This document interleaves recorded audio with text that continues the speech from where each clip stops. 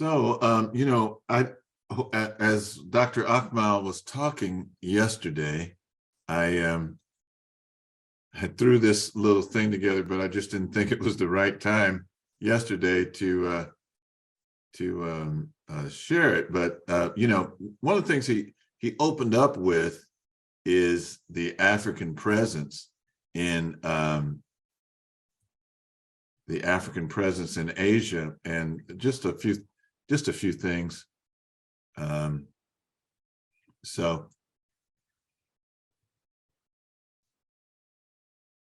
There's Black people everywhere. We're all over, and here's some Mongolians here, and this picture here. This is a Chinese, an Asian, and this is a Nigerian, and these two are Nigerian. I mean, these two, this one at the top and this one on the left are Chinese, and this is Nigerian, and they're wearing the same type of hat.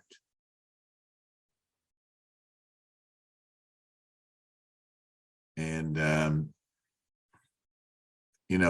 you always see these. So like this Buddha here is found in Japan.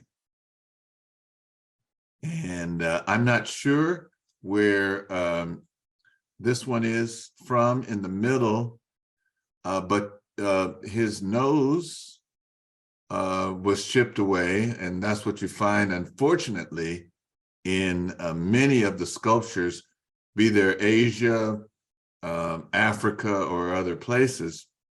And then here's a Buddha as well. And they used to teach this. I don't know if they still do, but they used to say, well, the reason why Buddha's has these swirls in his head is because, he was in meditation one day and it was very hot that day. And, the God, not wanting the heat to overcome him, caused snails to crawl up his body and cover his head so that they would protect his brain. This is a scientific, this is what they used to teach in school. And then here's some more. Only Black people have this kind of, they do this kind of ear configuration. And here, this one looks like it's got cornrows or dreads. And a lot, this is Buddha and his followers. They're all Black. This one is in Phnom Penh in Cambodia.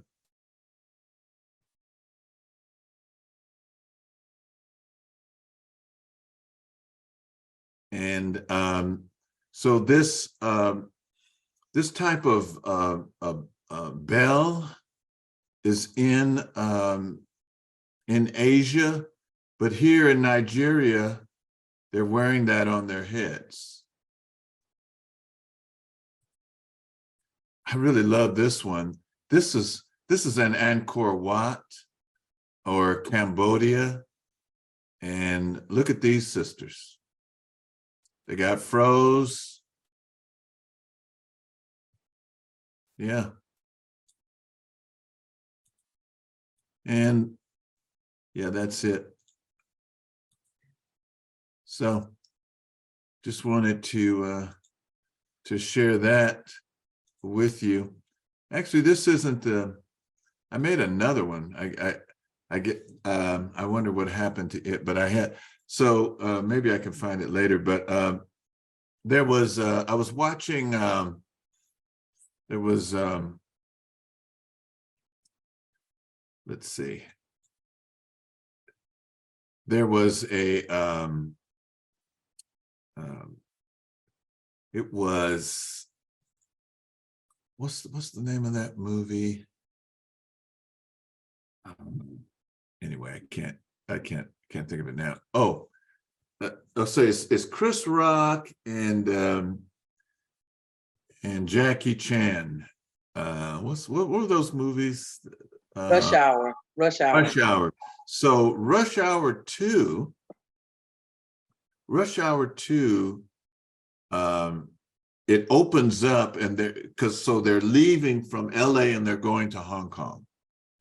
And as they're going into Hong Kong, they pass this giant Buddha that's it's like as big as a mountain almost, and it has this swastika on its chest.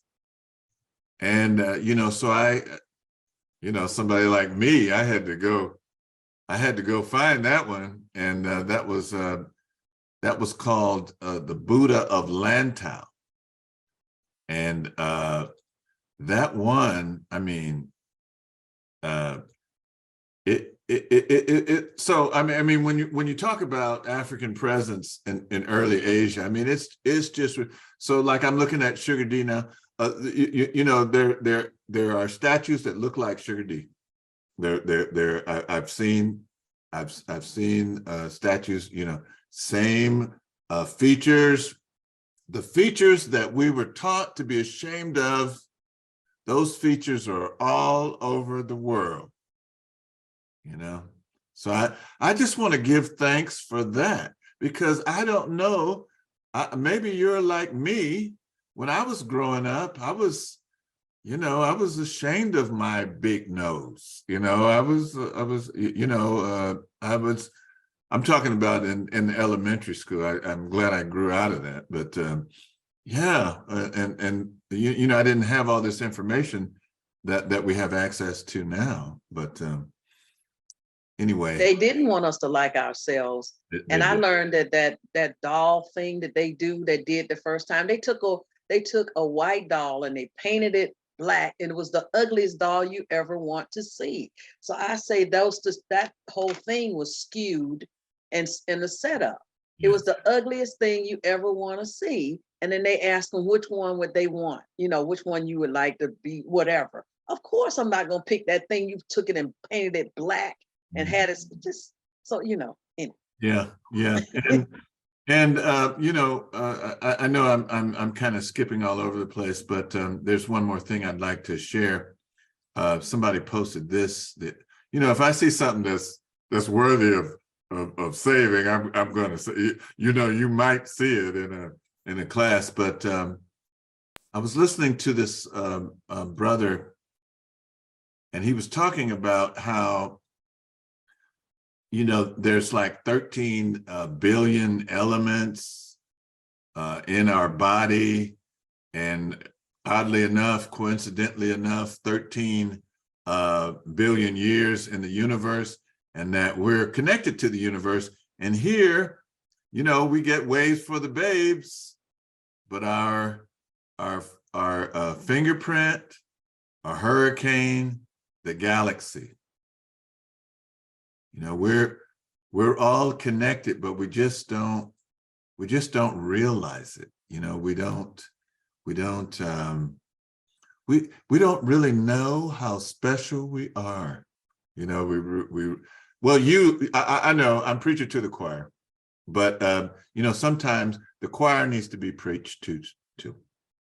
And I know that you all already know this, but that's part of the good news of WOSE, is that we are the original people. All people come from us. All of the ideas that we're going to talk about. So I want to continue. Last week we talked about Maat, and I know that you all know about Maat, but let's just review. And glad to see Sister Judy is with us, has joined us. So just good evening. Just to review, we kind of went over this. So our anniversary is focusing on 42, because it's the 42nd anniversary. So and there are 42 laws of Maat. And when we think about Maat, we can see that the heart is weighed against the feather of truth. And that feather of truth, what our ancestors used for a feather was an ostrich feather. And if you read Obotashaka's book, Divine Return to the Divine Mother and Father Principle, I'm screwing that title up.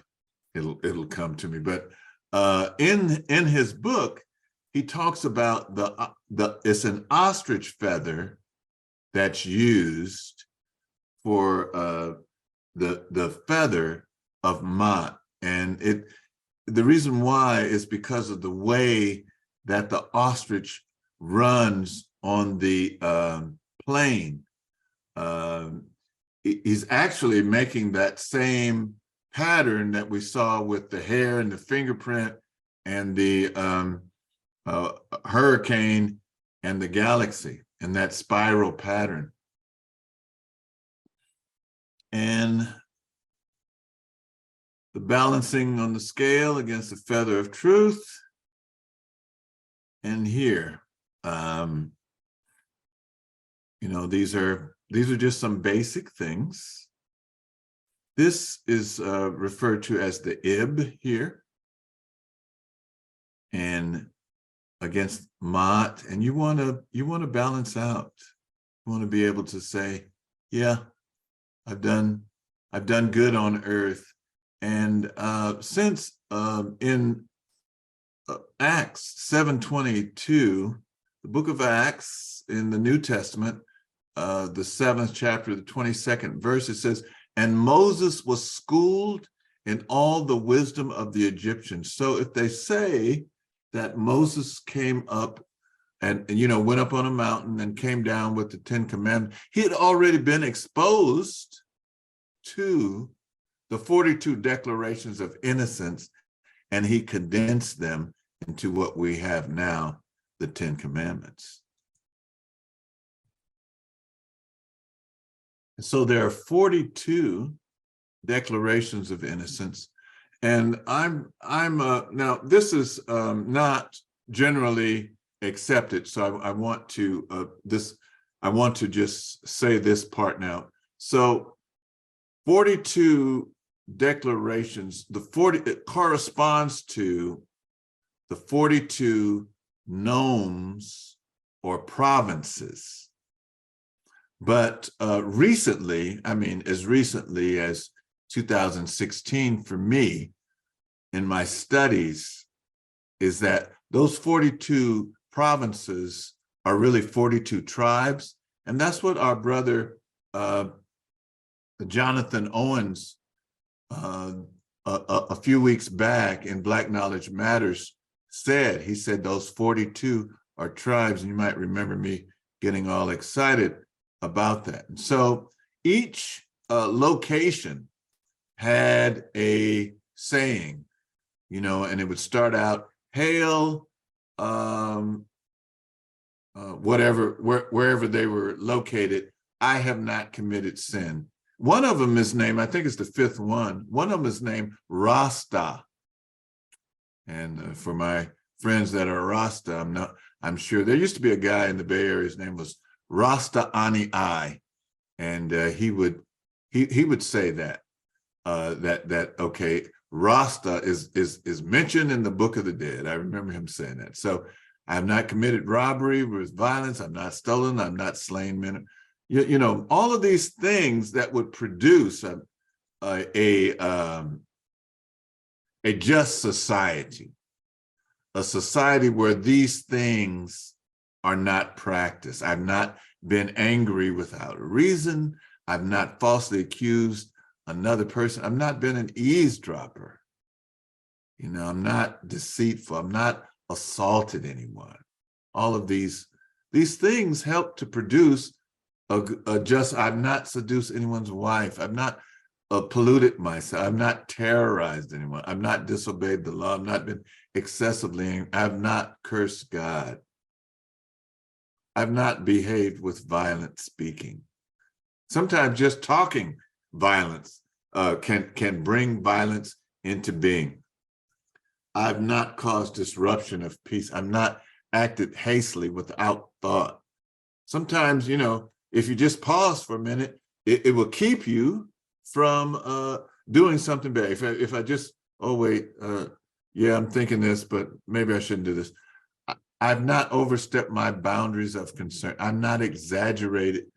How many people do this? I've not exaggerated my words. I've not worked with evil. Some people do, unfortunately. They're working with evil. I've not used evil thoughts, words, or deeds. I've not polluted the water. I just saw something recently, and maybe one of you saw it too. It was in Houston. I think I saw Minister Bill come on. Bill, did you see that? They're telling them to boil their water in Houston. Did you see that? I did. Yeah. My brother lives in Houston, but yeah. Yeah, and so what's going on there? I'm not sure. Yeah. I haven't gotten a clear word either. Yeah, they're not saying. Yeah. The water's okay now. They can. Oh, they can do it now? Oh, Yeah. okay. Yeah, but I mean, It was so on the if you, national news. yeah, so if you have to boil the water before you drink it in an industrialized city, that has water treatment plants and all of those things, but here, many thousands of years ago, millennia ago, I've not polluted the water.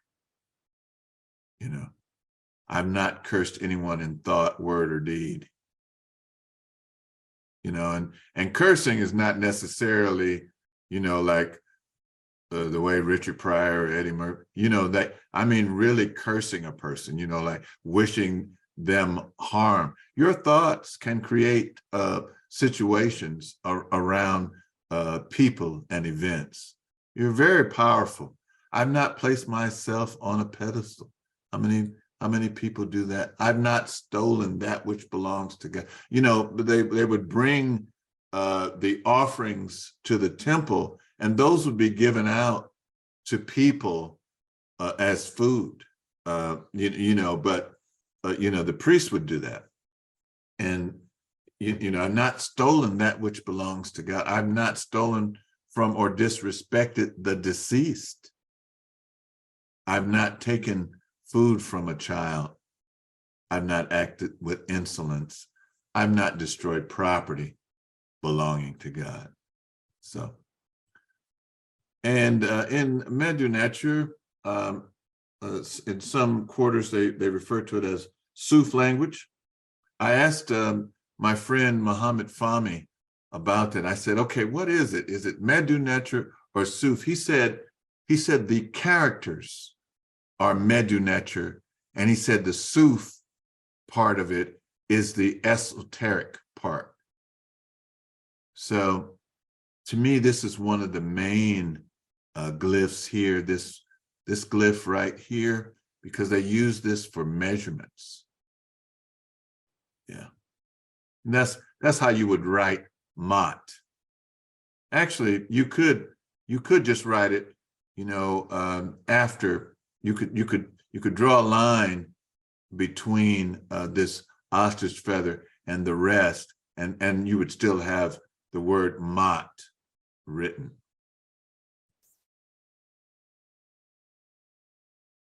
And there are many, there's not like one word. The English language is very limited in particularly things that have real meaning. So there's not one word that means Maat. Maat means truth. In another situation means justice. In another situation means law, integrity, uprightness, correctness, righteousness, steadfastness, unalterable. That's the thing about Maat. On a cosmic level, not even a cosmic level, on an anatomical level, some things are unalterable. Reality, order, stability, continuity, equilibrium, balance, measurement, reciprocity.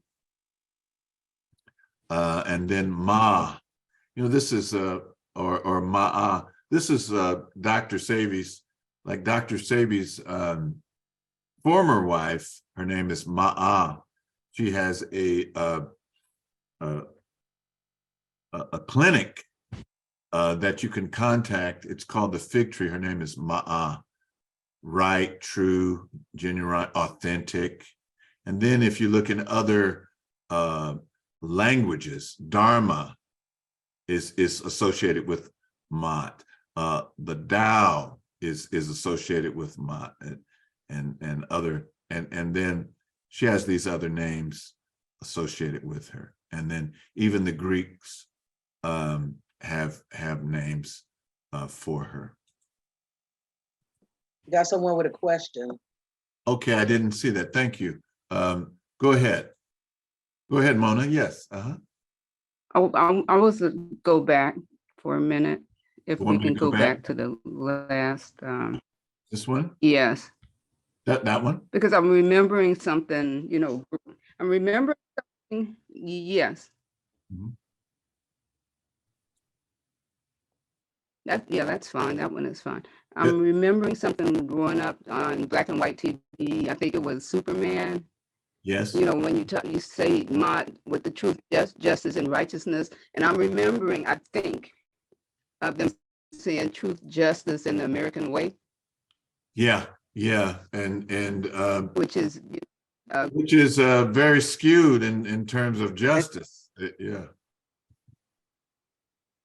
the American way. Yeah, truth, justice, and the American way. I believe that's what I'm recalling as a child, looking at Superman. I remember that. You know, when they started. Okay. Yeah, there he is, and Where it came. he's got his hands on his hips, and the cape is Yeah, exactly. When it's first yeah. on, right? Yeah. Yes, friends, Superman, able to leap tall buildings. Yeah. And that kind of reminds. Today's Richard Pryor's birthday, and I used to memorize all of Richard Pryor's albums. You know, so Craps, That Nigger's Crazy. You know, and he had this one on Superman. And he called it Super Nigger. Yes, friends, Super Nigger, able to leap tall buildings in a single bound, you know, faster than a speeding bullet. We find Super Nigger with his X-ray vision that allows him to see through everything except Whitey, you know. I'm sorry I digressed on that. I was just having a flashback. All right. So here's some more fun facts. And this is how it's written. It's written all kind of ways. Okay, and then this is, but mostly when you see these, you know, the sickle and the and this measurement thing, you know, it's Maat. And this loaf here, when you see a loaf like that, that's a T, you know, and or when you see a woman that has a single ostrich feather on her head, that's representative of Maat too. Thanks for that question, Mona, or yeah, that comment. So here is the judgment scene, and Ani, and in a lot of other places, Ani, his wife is with him, and I don't know, did she die too, or did she have to go with him? I don't know, but she's in with him. But okay, in this scene, she doesn't appear. And here is Anpu, and they say Anpu was used because the jackal is able to, you know, it's able to take something like that's dead, and he buries it, or like he might have killed something, and he buries it, and he knows exactly when to dig it up and it still be nourishment and not kill him. And so he's representative also, according to Swaller de Lubitz, of the digestive system. You know, your digestive system, you eat, and then your digestive system goes through all things, and then, you know, it lets out what it doesn't need. And so Anpu is taking Ani and he's looking at he's judging his deeds as he's saying the declarations of innocence. And then you have Chehudi. He's also known as the measurer, and he's known for creating writing. He's writing everything down. And in this case, Ani doesn't have to go to Anuit, which would be bad. Look at this creature. It's got the head of a crocodile, mane of a lion. You know, the back part is a hippopotamus. You do not want to see him in at all, ever, in any way, shape, or form.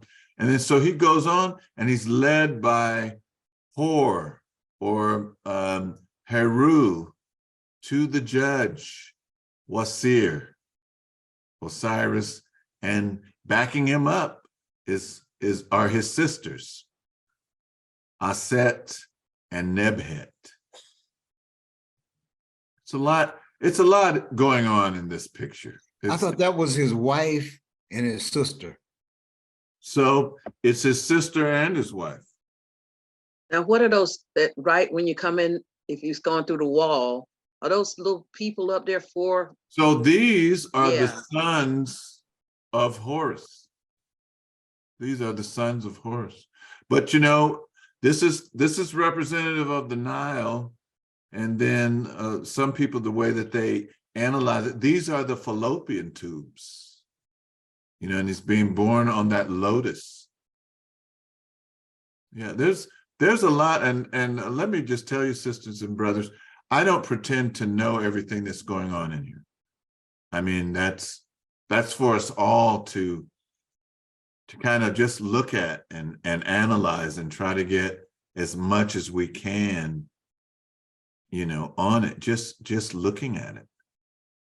You know, and then here he is, he's kneeling before judges. Above that, the sons, it looks like it's an eagle or something up top, and it's an eye on it or something. Yes, so that's a vulture. Is that a vulture? Okay. Yeah, that's a vulture, and I don't have it right now, but there is it's very akin to the way that they're doing the flag now with the eagle. That they do the American flag like that now. And the reason why is because this country was founded by Masons, and a Masonic order is based on the ancient Kemetic mystery system. They know that. It's not a secret. So yeah, Maat. And I like this picture because here's Ra. This shows you how this is part of the unalterable part. So here's Ra sailing on his boat. These oars are Hu and Sia, authoritative utterance and exceptional insight. This glyph here underneath the boat is Pet, or the sky. So he's sailing on the sky. What is Ra sitting on? The glyph for Maat, showing you that his path is, you know, it's in the cosmic order. And then they have the stars here. So he's sailing through the sky. I love this picture.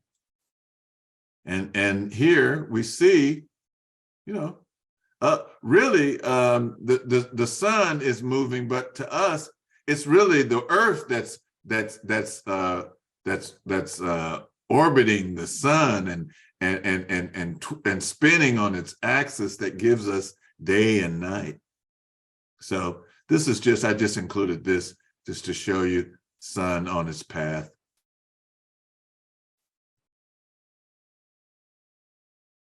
That judgment scene again. You've seen this, right? Oh, you know, something else too I want to point out, that there was a brother, he wrote a book called The African Origin of Electromagnetism. His name is Nur Ankh Amen. And one of the things that he pointed out is that you can always tell, or usually, for the most part, you can always tell the Neteru because they'll either have a Waz staff in their hand or an Ankh. They'll have Ankhs in their hands.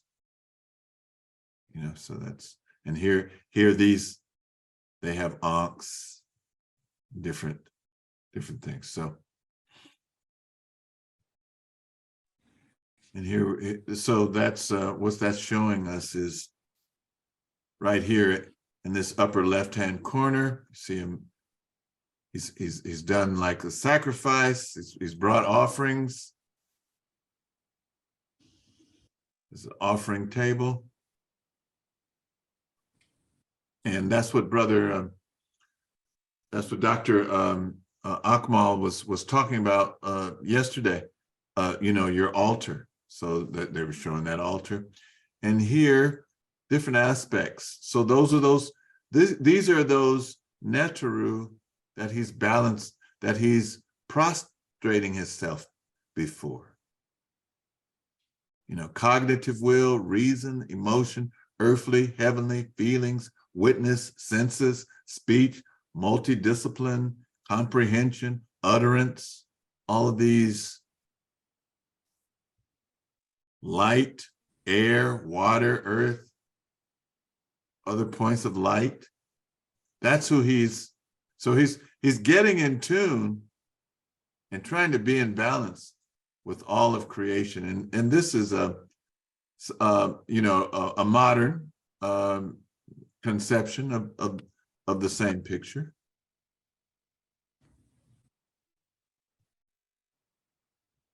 And you can go to our website in Sacramento. Well, by the way, we're redoing our website. Sister Katrina is working on it, and we're trying to make it as useful as possible.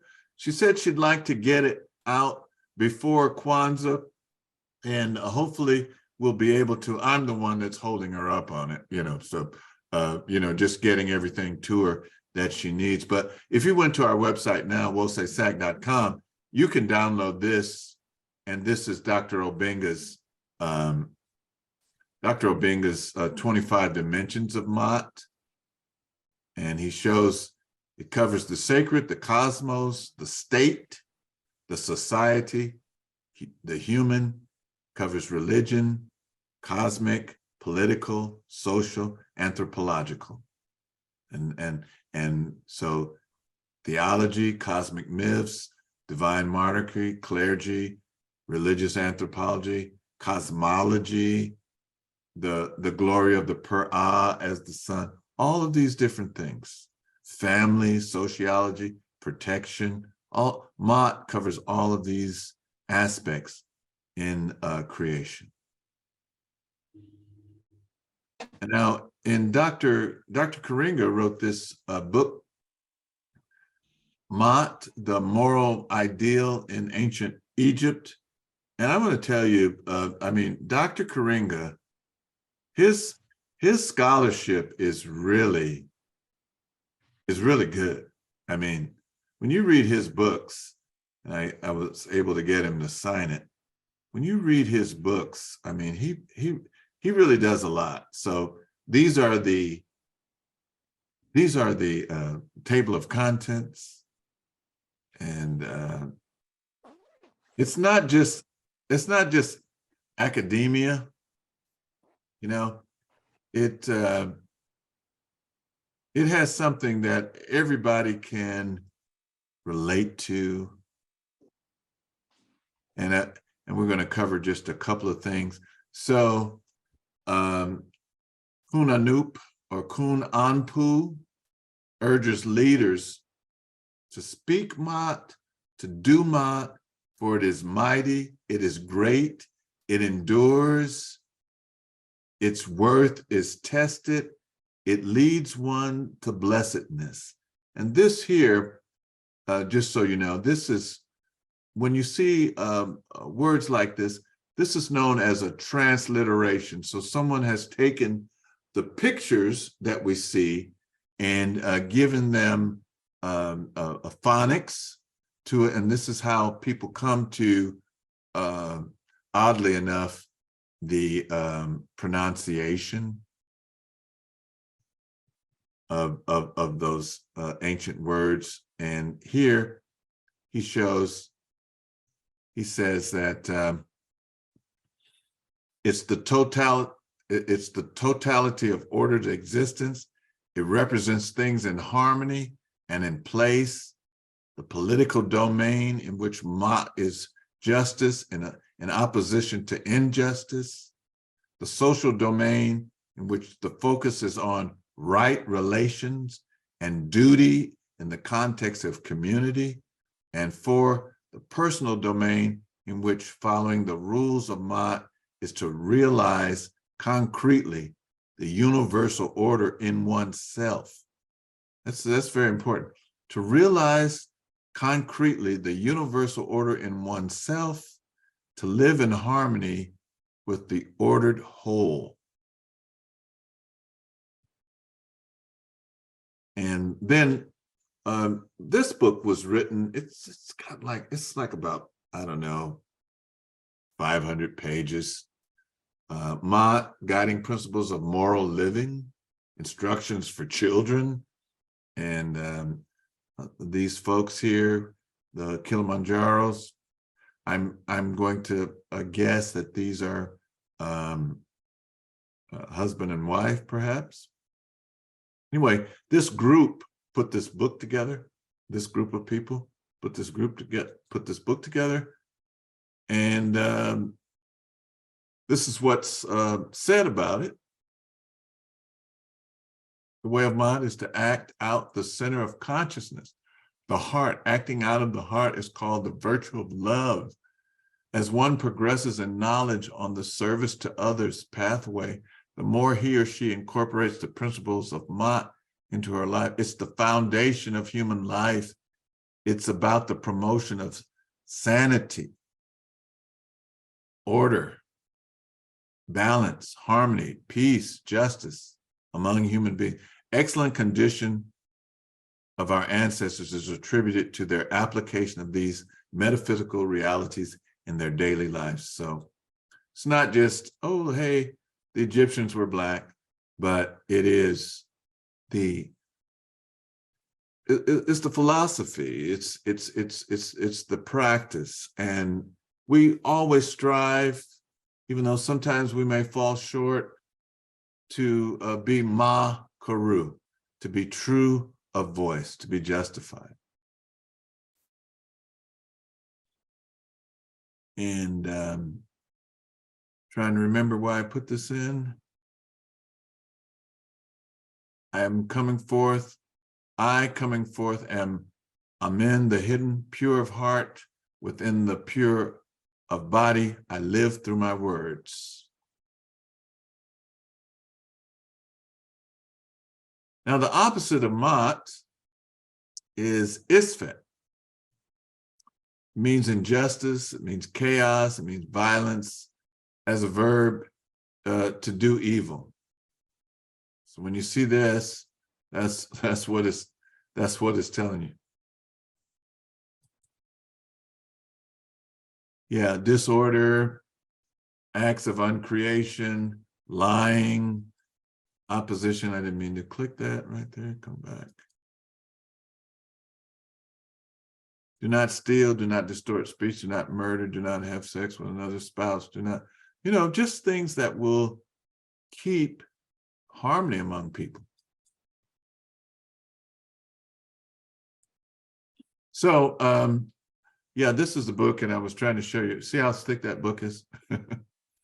But when we were talking last time, I'm trying to remember, I think it was Sister Judy that might have said this, that asked this question, because we were like, we were using 2000 seasons, and we're using destruction of Black civilization, and it was like, what can we do? It tells the history, which is, everybody knows is a struggle at best, but what can we do to get out of the Isfet?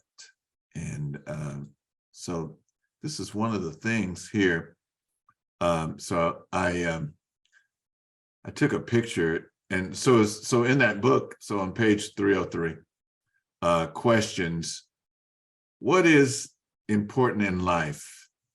The most important thing in life is to learn to give love and let it come in, especially to the children, to live life to the fullest, to give your best, to honor your word, to keep your promises, to make better the environments you go into, to live with integrity and self-respect, to live without regrets, to live life beyond the storms, to let the rivers overflow against injustice, to fight the good fight, to the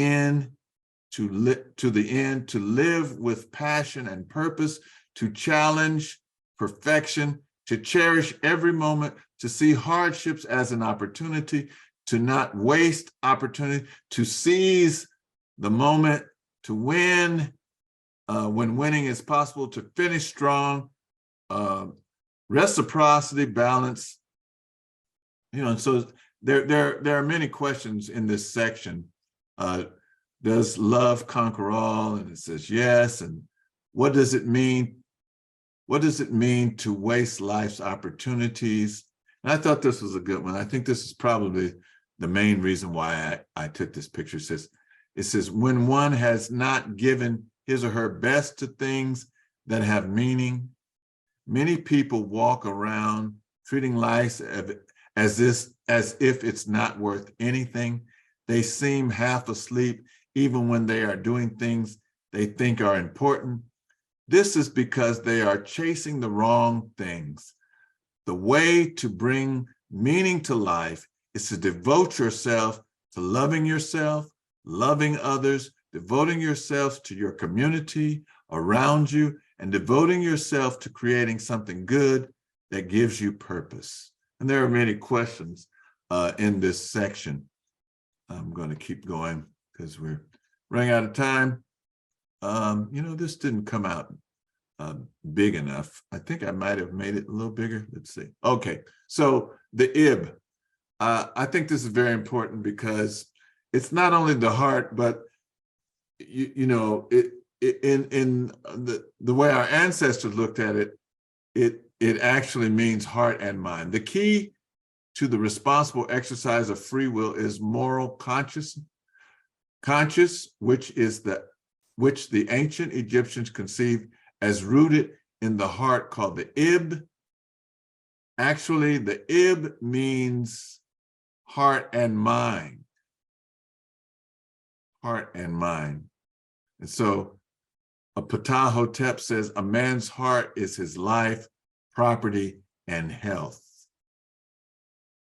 And then as we go on,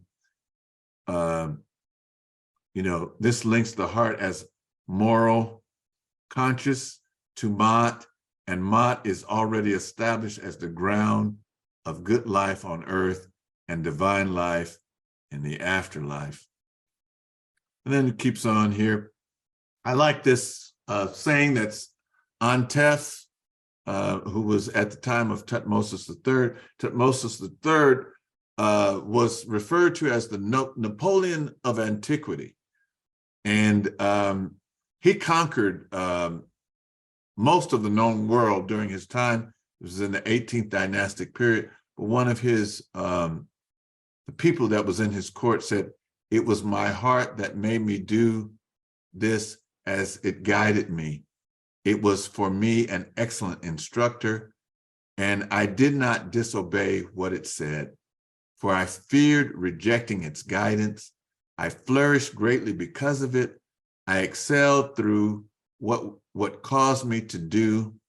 I excelled through what it caused me to do. I became excellent by its guidance. It is true what people say. It is a divine presence in everybody. Blessed is one whom it guides to the good way to act. Indeed, lo, I was such a one." So that's Well, have I beat this to death yet? All right, so we have the 42 laws of Maat. They correspond to 42 nomes or provinces, but I'm extending that to tribes. And we put some examples. So all up and down the Nile, and that's why everybody doesn't look, there's not like one particular Cometian or Camite type, you know. It's just like other places in Africa. There's people with broad noses, there's people with straight noses, there's people with woolly hair, there's people with wavy to straight hair. There are different complexions, but all of these, if we were to look at them today, we would say they were African, but they were different. There were different nomes, and they were all up and down this Nile Valley here. Okay, Ashe. All right. Okay, so I know that was quick, but I wanted to keep it to an hour. That's what we want to do with these sessions, particularly for those of you that are on the East Coast. We don't want you to be up too late. You know, you might. Well, I don't know what you need to do, but you know. Okay, Tony. Yes, go ahead. Go ahead. I hope it's a quick question. Were there any questions in the book that you just showed us for children about Maat that address that? What happens if you committed one of those? Like if you did commit murder, or you did commit adultery, or you know, your life hasn't been totally pure. I mean, is there a way out? Yeah, Like, you know, you know, and I was thinking about you, and I think you and Judy kind of adds similar questions, and yes, it does. And hold on, so I'm looking through. You know what? I may have to find this and send it to you. okay, If that would be okay with you. that's fine. Okay, I'm going to because I ran across that very specific thing. Oh, you did. Oh, good. Yeah, and I don't know why I didn't take a picture of that, but I will send that to you. And if I don't, please send me a text and said, "Hey, remember you said you were gonna." All right, so Okay. all right. All right. All right. Thank you. I found that very thing that you were asking. Oh, wow. Okay. All right, it's 7:04. Any questions or observations, or any requests for, like, the next time we meet, that there's a particular thing that you would like to focus on that we can look at? You know, you don't have to tell me now, but if you guys have some suggestions, you know, I'm always open to explore those things. So not that I'm a know-it-all or Mr. Answer Man, but I will try to address what you're interested in. All right. Okay. I would, Go ahead.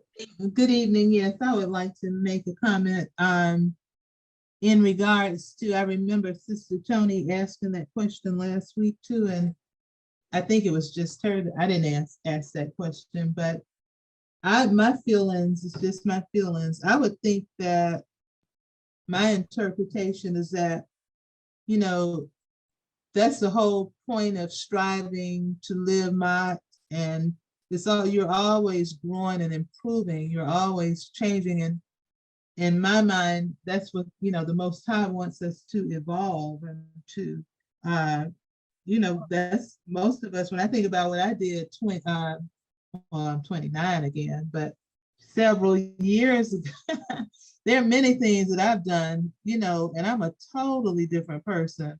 And I've evolved, you know, my spiritual consciousness and my connection to the universe and my desire to strive to be the best that I can be. So it would be kind of sad to me to think that the Most High and all of these things we're studying, that, you're not, I'm not saying you're feeling that way, you're asking questions, but that you would think, I would think that you are always allowed to grow, even at that final hour, to evolve and to have a new understanding, a new consciousness. That's what makes us, spiritual beings having a human experience. So I know the last thing I wanted to say, Minister Imhotep, when we were reading those things last night, I think that's what prompted Sister Tony to say something about the different laws. We went over the 42 laws. I was thinking, my interpretation is that those are affirmations. Those are to a point. That's how I would look at them, as affirmations. You're speaking it into existence. You're speaking, I am not this, I do not, I've never committed adultery, I've never, that you are living in the moment, you're in the present. This is what you're striving to be now. And as you say those every day, if that's part of the rituals of the ancients, that's helping to guide you and groom you to be that. So yeah, that's just my thoughts. I also think that part of my question was related to how in Christianity they have a way out. And so that was part of, that was part of my question, was about the way out. So, because with Christians, they say basically almost you can do whatever you want to do, just believe in the blood of Jesus. So that was part of my question. I just wanted to clarify that for you, Mr. Imhotep. And if you're going to talk to children about it, and he had a book on children, I'm sure that question would come up also, even in teenagers, say, well, I messed up. Does that mean I can't, go to heaven or whatever that's something, it is something to be addressed on how Maat sees it, or how it's seen that way as well. Because I would love to talk to my teenage granddaughters about it, but I know they've seen, like she said, what Christians say. That would be a question. Well, what if I mess up? What, is there something I can do not to mess up? To rectify myself, So yeah, that's a good, that's good information to know. Well, okay, so what I just found here, it says, when is life best lived? It says, when you have given your best, when you have been all that you could be, reflect on unsatisfied lives, unfulfilled lives that haven't found meaning, people lost in the storm. Where did it all go? Then live life to the fullest in all that you do. So essentially, don't. Everybody's going to fall short, and really, we are divine beings having a human experience. We're like, okay, that movie Avatar. Now they're coming out with a new one. We encased ourselves. We unbounded consciousness and spirit encased ourselves in this flesh to experience different things. Okay, as we are unbounded consciousness. That's really, and that's not only Nile Valley teachings. That's the highest spiritual wherever you go. That's, everybody says that. The Tibetans say that. Different African cultures say that. We're unbounded consciousness, and it says that in the Bible. Did you know? 1 Corinthians 3:16. Somebody turn to that now. Let's see. Let me see if I can find that really fast. 1 Corinthians. Let's see. Bible drill. Yeah, that's right. Would you say Bible drill? 1 Corinthians 3:16, I think. Let's see. think that's it. Okay. This is what it says. You know, who I was listening to somebody that said, what? Oh, it was Astro Crazy. He says, well, is it in the scriptures? You know, that's what people are saying. Is it in the script? You know, they don't even read the scriptures, but they'll ask, well, is it in the scriptures? But here in 1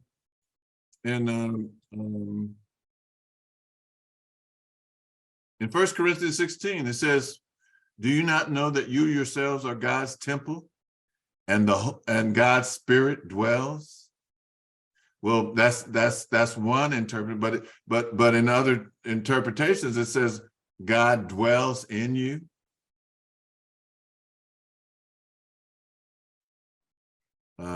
You know, in the King James, know ye not that ye are the temple of God, and that the Spirit of God dwelleth within you? Oh, we went back to the universe, sorry. I was gonna add to that too, and I just wanted to be clear, I wasn't criticizing the question, Sister Tony, that you asked. I was just trying to share my perspective, but I was going to say that's what I was alluding to, is that I mean, it's just my belief in spirituality and what it's all about, that we are co-creators, that we already, you know, we're already whole, perfect, whole, and complete. And when we come into this human experience, as spiritual beings having a human experience, that to me, the goal is the whole life purpose and journey. Well, one of the purposes and journey is spiritual beings in a human body temple is to continue to reconnect with the beginning. All of the scriptures are in you, or, you know, the scripture, we already have the answers. It's already within us, but it's a chance when we have the human experience to come back and eventually to reconnect and align again with it and know that we are God, not blasphemously. There's a higher and most high, but we also are God. It says that. Thank you, Sister Judy. It says that in all the New International Version, Living Translation, English Standard, Beerin, I never even heard of that one. But you know, your body is a temple, and the Holy Spirit dwells within you. I don't know any other. I don't know how we could get any further than that. You know what I mean? It's there. Is it in the scripture? Yes, it's in the scripture. Okay. So remember that. Quite clear. So remember that 1 Corinthians 3:16. You know, what are you saying, that you're God? Well, doesn't it say that? And you know what? That's why. Okay, if you follow the story, because I went to Sunday school a lot. You know, I did. I went to 2 churches. Each Sunday. I went to my father's church. It was a Catholic church, and then, you know, okay, you know, you go to the Catholics, and Jesus is wonderful. Bye. You know, so we went to 7:30 mass. We were out at 8:30. You know, and then we came home, and Dad would throw together something. I would eat something, and then I would go to Sunday school with my mother to the Baptist church, and we'd be there all day. We'd get there at like 9:30, 9:45, and we wouldn't get out till like 2. You know, I did that for the first 14 years of my life till I said, no, I'm not doing this anymore, parents. You know. Did they feed you at the Baptist church? Because we always had Sunday dinner Oh God. there so that we wouldn't have to leave. You know what? We were trapped. How about a morning service and you came back in the afternoon? Get out of here. It was 2 services on Sunday. Yeah, we didn't do that so much, but man, I read a lot of scriptures. You know, I was one of those kids. Hey, you know, I know that, you know, so I memorized a lot of stuff, and unfortunately, I memorized the stuff that always got me into arguments with my instructors. You know, because I was one of those kids. And I used to be over the women's ministry until I kept studying, and that's what got me to know this doesn't make sense. There's Yeah. something ain't right here, you know. But I was saying that when I was a little girl, asking my mom, questioning, well, who's King James, Mom? And are there any other versions? Oh, if you ever read the history of King James. Oh, well, I have. Oh, yeah. I have. I know. I know. Oh, why are they using him? I don't know. Well, yeah. So anyway, I hope that was useful, sisters and brothers. It was very nice, Minister. I enjoyed it thoroughly. You know, and then when we started the Catabasi probably remembers this. When we started in Oakland, we would have Wednesday night Bible study. That's right. You know, we would have Wednesday night Bible study. And We had the New International. read from the New International Version. Yeah. But we steadily grew and steadily expanded our knowledge, and so many great scholars came and shared with us, and we just continued to evolve, and we still are. But we've gained a lot of information. We've learned a lot of things over the last 42 years. Yeah, that's true. And you know, I've made a lot of good friends, and I would like to include all of you in that. I've met a lot of good people along the way.